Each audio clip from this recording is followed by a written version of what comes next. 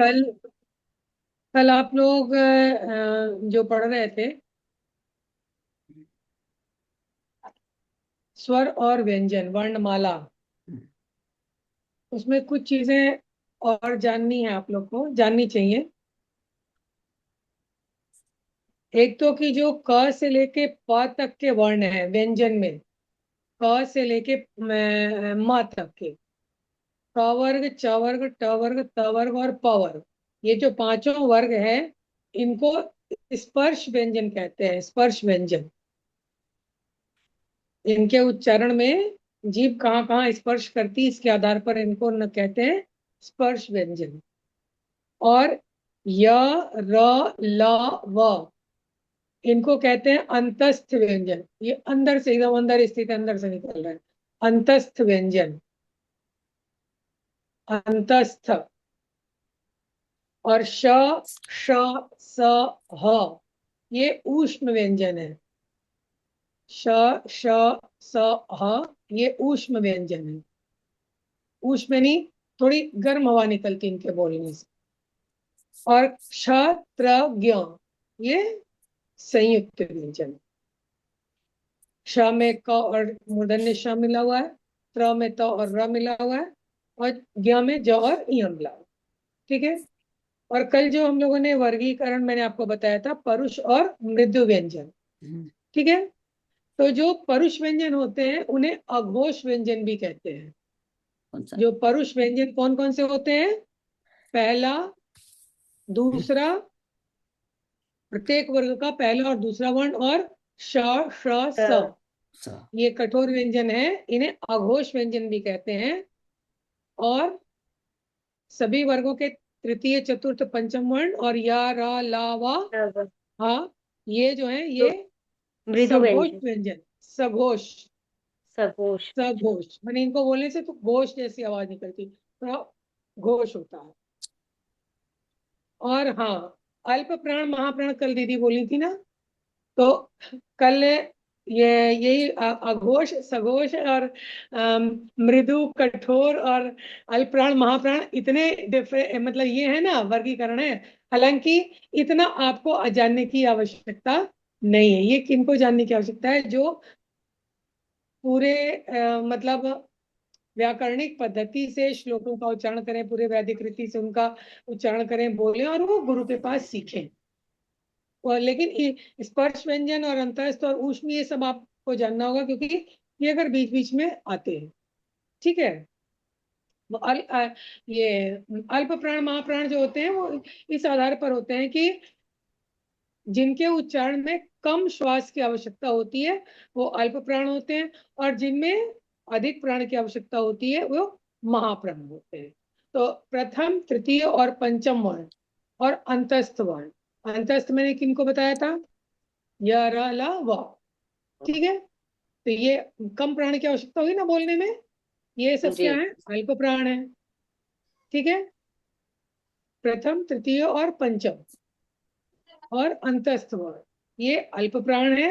और शेष जो है द्वितीय, चतुर्थ और ऊष्म वर्ण, ये महा। ठीक है। जी। अब एक चीज और जान लीजिए, जो आपने लिखे व्यंजन, उनके उच्चारण स्थान क्या है, वो भी जान लीजिए। हालांकि मैंने पहले क्लास में बताया था, बिल्लों को याद होगा कि नहीं मैं नहीं कह सकती। जी देखिए, हम दीदी मैं अ, बताऊं। अ, का कंठ से। अब मैं जो बता रही हूँ उसको नोट भी कर लीजिएगा। अ, आ, विसर्ग, और क, ख, ग, घ, अंगा, ये इनके आगे लिख लीजिएगा कंठ। कंठ वर्ण, इनका उच्चारण कंठ से होता है। अ, आ, विसर्ग और क, ख, ग, घ, अंगा, यानी कवर। इनका कंठ। उच्चारण स्थान कंठ, कंठ, कंठ से होता है इनका उच्चारण। ठीक है। उसके बाद इ, ई, य, च, छ, ज, झ, इया और श, तालव्य श, इनका उच्चारण होता है तालु से। तालु कहते हैं मुंह के ऊपर में जो थोड़ा सा लहर लहर जैसा भाग होता अच्छा। है ना, खुरदुरा टाइप से भाग होता है ना, तालु कहते हैं। तो जब जीभ आपकी तालु में सटती तो बोलते हैं ना श। श, जीभ का दोनों हिस्सा ऊपर दोनों तालु में सटता है, श, उसको कहते हैं तालव्य श। ठीक है। इसी प्रकार ई, ई, च, छ, ज, झ, इया, जीभ आपकी ऊपर तालु में सटती है। आप स्वयं बोलकर देख ले सकते हैं। ठीक है। उनको तालव्य वर्ण कहते हैं। तालु से उच्चारण स्थान क्या है, तालु, और वर्ण का नाम क्या है, तालव्य वर्ण। ठीक है।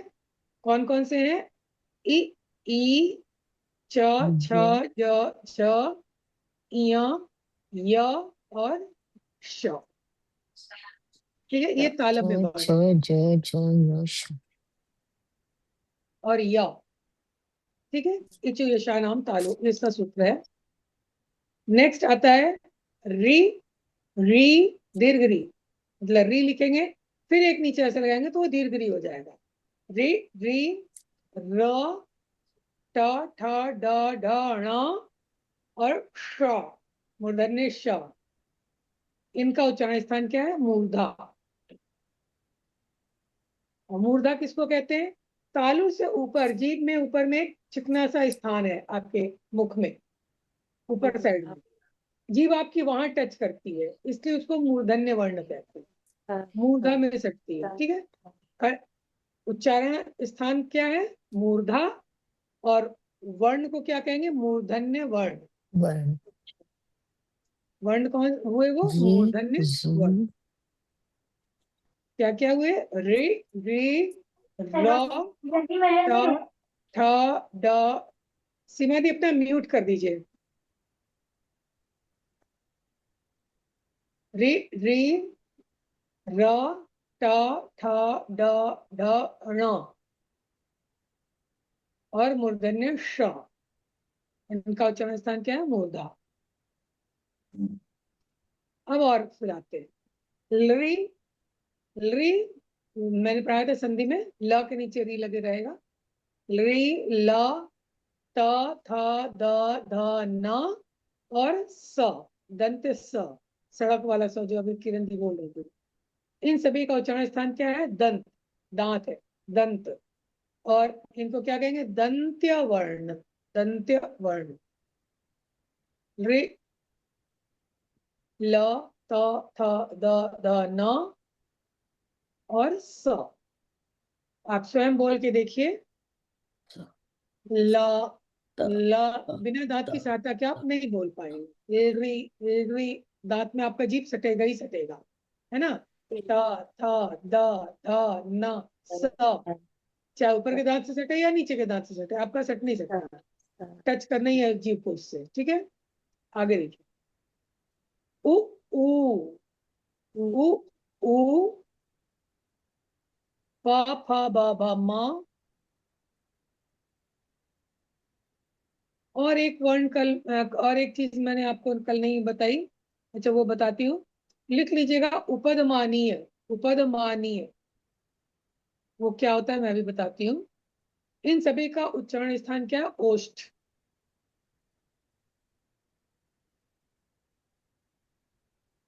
उ, ऊ, प, फ, ब, भ, म और उपदमानीय, इनका उच्चारण क्या है, ओष्ठ। देखिए उ, ऊ, प, फ, ब, भ, म, सभी में ओष्ठ का सहायता लिया जा रहा है। हाँ, उपदमानीय क्या है, कभी कभी शब्द के ऊपर में एक ऐसे अर्धचंद्र वाला निशान लगाया जाता है लेकिन उसमें बिंदु नहीं रहता है, वो कहते हैं जैसे डॉल, डॉल, है ना, उसको थोड़ा सा ओ करके बोलना होता है, उसको उपदमानीय कहते हैं। उसका उच्चारण उस तरह से होता है। और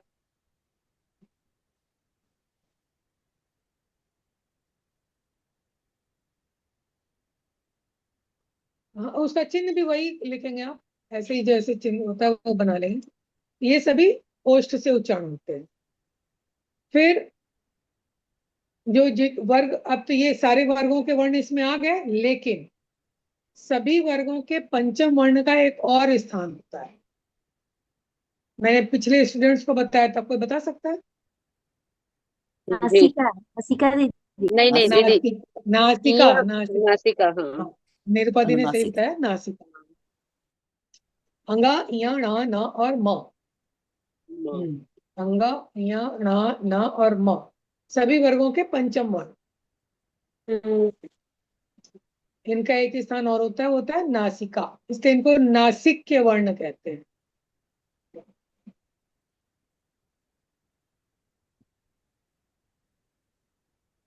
ये कौन से वर्ण है? नासिक के वर्ण। ठीक है। जैसे अगर आप मान लो ना बोलना चाहो, नाक बंद करो और ना बोल के देखो। नाक बंद करिए और ना बोलिए, नहीं बोल सकते। अंगा नहीं बोल सकते, णा नहीं बोल सकते। ठीक है। तो ये इनका उच्चारण स्थान जो है वो तो है इस साथ में नासिका। ठीक है। अब बचा स्वर में ए आई। ए आई का स्थान क्या है? कंठ और तालु दोनों है। इसका सूत्र है ए दई तो कंठ तालु। ए आई, जीभ आपकी तालु में भी सटेगी और कंठ से भी उच्चारण होगा। ए आई। ठीक है। जैसे अ में केवल कंठ लगता है, लेकिन ए आई में तालु और कंठ दोनों लगता है। कितने विद्वान थे हमारे ऋषि लोग, कितना गहन अध्ययन था ये। अब ये तो हम लोग बस ऐसे बोल रहे हैं ना, ऊपर इस जो अंदर की हड्डी खोपड़ी है उस पर जो मांस चपटा हुआ है हम लोगों का, और सारी रक्त वाहिनियां लगी हुई हैं, तो अंदर में जा करके देखना कि कौन सी शिरा कहाँ जा रही है, और कौन उच्चारण में वायु कहाँ कहाँ से कैसे कैसे कहाँ कहाँ जा रही है। ये अद्भुत से भी अद्भुत है, उससे भी ऊपर है ना। कहाँ से ध्वनि निकली, किस शिरा में गई, किस जगह पे गई, कहाँ से गई, कहाँ से कैसे गई, और उसके अनुसार उसके वर्ण के स्थान को निर्धारित करना और वैसे ही उच्चारण करना है, दूसरे तरीके से नहीं करना है। ये सामान्य बात नहीं है ना। और ये चीज आपको सिर्फ संस्कृत में और कहीं किसी भाषा में ऐसा नहीं। वो बोलते हैं, दूसरे बोल देते हैं, लेकिन इतना उसका विश्लेषण संश्लेषण सारा सारा करना, इतना बकायदे विभक्त करके बताना, ये कहीं देखिए। और इससे भी आगे जब ऊपर में और ऊपर में गहन गहन गहन गहन अध्ययन में जब जाते हैं, तो उन वर्णों का क्या क्या प्रभाव है, और उन वर्णों के उच्चारण से किन किन शक्तियों से आपका कनेक्शन होता है और क्या है, वो सारा कुछ प्रकट होता है ना। देखिए ए आई को कंठ तालु कहते हैं। ओ औ, ओ औ, इसको कंठोष्ठ कहते हैं। कंठ और ओठ दोनों इसमें लगते हैं।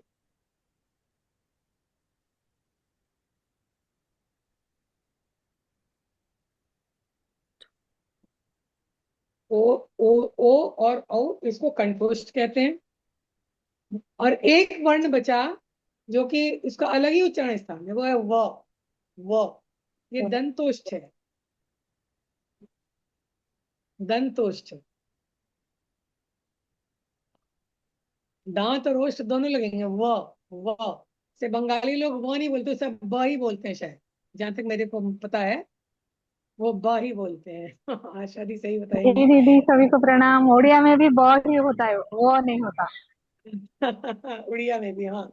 और वो तो उड़ीसा और बंगाल अंग वो सब सटा हुआ है ना, तो वो ब ही बोलते हैं, लेकिन व होता है। व बकायदे उसके लिए सूत्र है, वकार से दंतोष्ठम।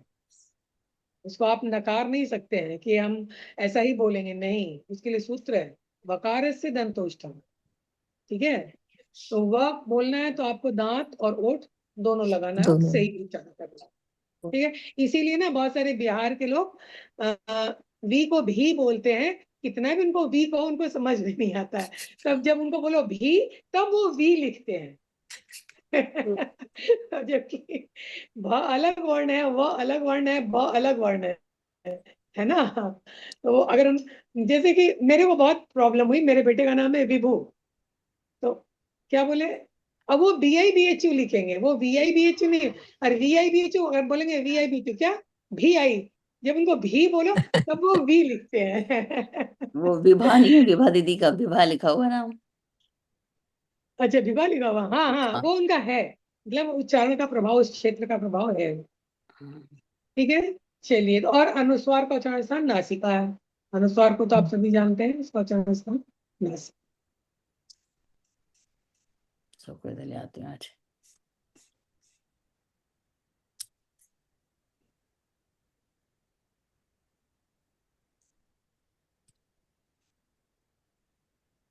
कुछ बहुत मेरा थोड़ी भी। और गहरी बातें हैं, अगर बस मैं इसको बता दे रही हूँ, लिखने की जरूरत नहीं है। शायद कभी आप लोग को जरूरत पड़े तो दिमाग में रहना चाहिए। देखते हैं। ये देखिए, वर्णों के उच्चारण में दो प्रकार का प्रयत्न होता है, मुख्य अंदर से दो प्रकार का प्रयत्न होता है। एक उनके उच्चारण करने से पहले, और एक उच्चारण होने के क्रिया के पश्चात। इसलिए पहले को आभ्यंतर कहते हैं और दूसरे को बाह्य प्रयत्न कहते हैं। आभ्यंतर प्रयत्न भी 5 प्रकार के होते हैं। जो अंदर से होते हैं वो भी 5 प्रकार के होते हैं। पहला होता है स्पृष्ट, दूसरा ईशत स्पृष्ट, फिर ईशद विवृत, फिर विवृत और समृत। स्पृष्ट थोड़ा उसने स्पर्श किया, ईशत स्पृष्ट थोड़ा सा स्पर्श किया, विवृत पूरा खुला, ईशत विवृत थोड़ा सा खुला। इस टाइप से इसका अंदर का प्रयत्न ये सब है। इसमें जो स्पर्श व्यंजन, जो मैंने आपको बताया ना, क से म तक के व्यंजन स्पर्श व्यंजन है, इनका जो प्रयत्न है वो स्पृष्ट है। वो अंदर स्पर्श करते हुए पूरे वायु, पूरे इसको स्पर्श करते हुए निकलते हैं। अंतस्थ जो है, जिनको मैंने यार वो अंतस्थ कहा था, वो ईशत स्पृष्ट है, उनको थोड़ा कम स्पर्श करना पड़ता है और वो निकल जा अंदर का प्रयत्न। और ऊष्म का ईशद विवृत, जो ऊष्म वर्ण है वो थोड़े खुले हुए हैं। स्वर का विवृत है, जितने भी स्वर आपको बोलने हैं वो विवृत है, मीन्स पूरा खुला हुआ स्वर को बोलना है तो पूरे खुले। जैसे बहुत लोग जब उच्चारण करते हैं तो मुख बंद दिए लगा कुछ उच्चारण कर दिए, नहीं। इसीलिए कहा जाता है कि संस्कृत पढ़ने वाला जो होता है वो एकदम अभय होता है और बिल्कुल उसको मुखर होता है। उसका उसको शुरू से ही ऐसा बोलना बता दिया जाता है कि फिर वो मतलब जब भी बोलेगा तो उसका एक विशेष प्रभाव पड़ेगा, है ना। वो विवृत स्वर एकदम आ ए ई ओ ओ पूरा एकदम विवृत करके आपको स्वर को निकालना है, अंदर में रोक करके नहीं। और इसके जो ये ह्रस्व अ का जो सिद्ध प्रयोग है वो समृद्ध है। लेकिन कुछ राज्यों में मैंने देखा है अ को भी आ बोलते हैं। वो अ बोल ही नहीं पाते हैं क्योंकि उनको बचपन से ऐसा सिखाया नहीं गया बहुत सारी जगहों पे। अच्छा ये आ है, अरे नहीं भाई अ है, हाँ मैं वही कह रही हूँ, लेकिन वो मुंह से वो अ नहीं बोल पाते, वो समृद्ध बिल्कुल है। बिल्कुल सही बोल रही हैं। कक्षा में यही होता है। या में ये नहीं, ए ही बोलेंगे, वो ये हाँ नहीं बोल हाँ, पाते। राजस्थान में कुछ ऐसा है, राजस्थान के जो है वो हाँ। इसी टाइप से बोलते हैं। तो वो मतलब उनके क्षेत्र का प्रभाव है। बिहार में भी बहुत सारी बातों में ऐसा है, वो क्षेत्र का प्रभाव है। अगर हमारी शिक्षा व्यवस्था में ये उच्चारण स्थान नर्सरी से डाले गए होते और ऐसे विद्वान लोग को बच्चों को पढ़ाने के लिए लगाया गया होता जो इसको जानते थे, तो आज हमारा देश इस मामले में थोड़ा भी गरीब नहीं होता और कहीं पर भी थोड़ा सा मतलब हर कोई मुखर व्यक्तित्व का होता और हर कोई बहुत ज्ञानी हो सकता था। पहले तो कि आपका बोलना कैसा है, ये आपके व्यक्तित्व पर सबसे ज्यादा प्रभाव डालता है। आपकी वाणी कैसी है।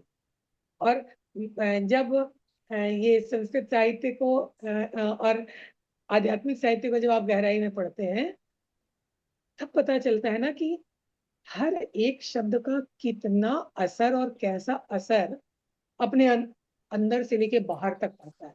और सिर्फ ये यहाँ तक नहीं, ये पूरे ब्रह्मांड तक पड़ता है, पूरे ब्रह्मांड तक पड़ता है।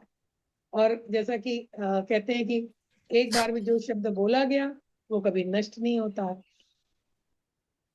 जो बोला गया वो कभी नष्ट नहीं होता है। तो अगर सही तरीके से बोला गया तो सही जगह से कनेक्शन अपने आप जुड़ जाएगा, हमको पता भी नहीं चलेगा, है ना, वो कनेक्शन जुड़ जाएगा। हाँ, जो सिद्ध योगी हो जाते हैं वो जान जाते हैं कि कनेक्शन कहाँ से जुड़ा है, बाकी लोग जान नहीं पाते हैं। तो उसी प्रकार से ये जो बाह्य प्रयत्न होते हैं वो 11 प्रकार के होते हैं। अब वो जो बकायदे पूरा शब्द विज्ञान जानते हैं वो जानते हैं, मैं सच में मैं भी नहीं जानती, लेकिन मैंने बता दे रही हूँ आप लोग को।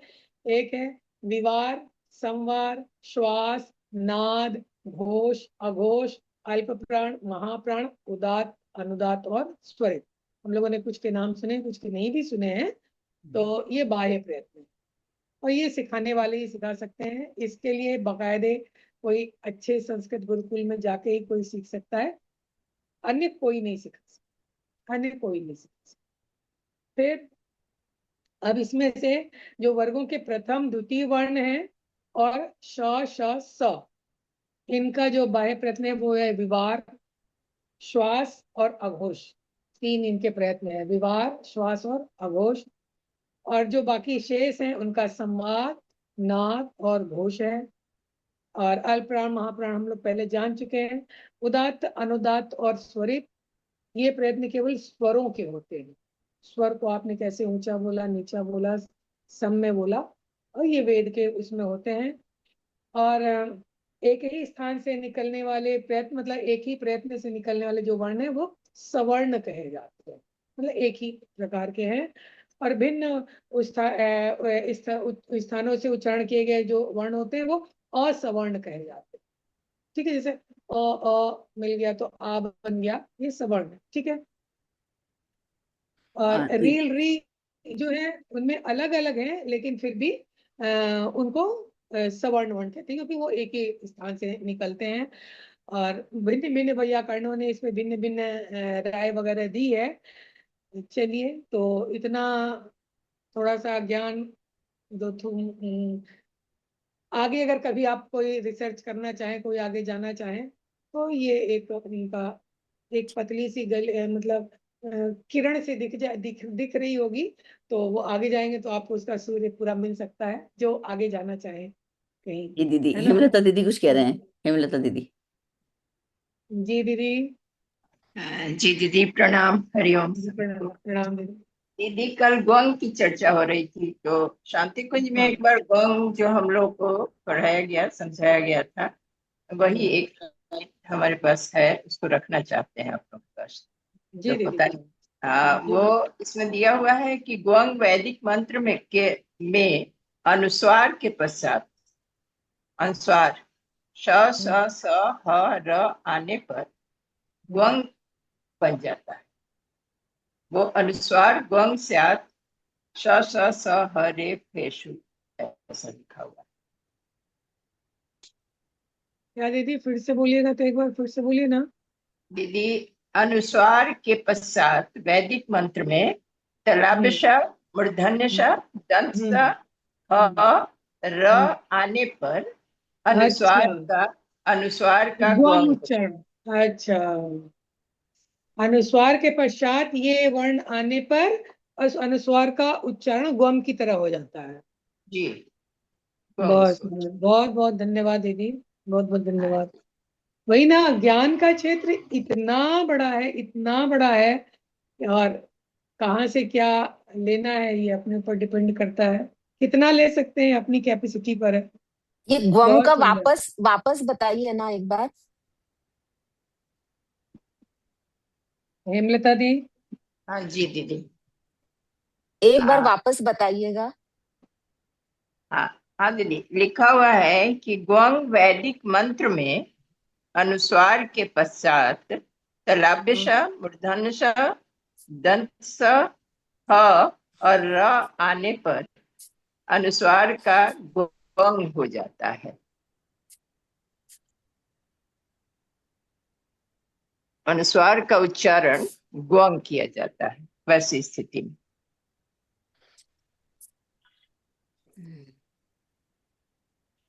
ठीक। जी दीदी। जी दीदी।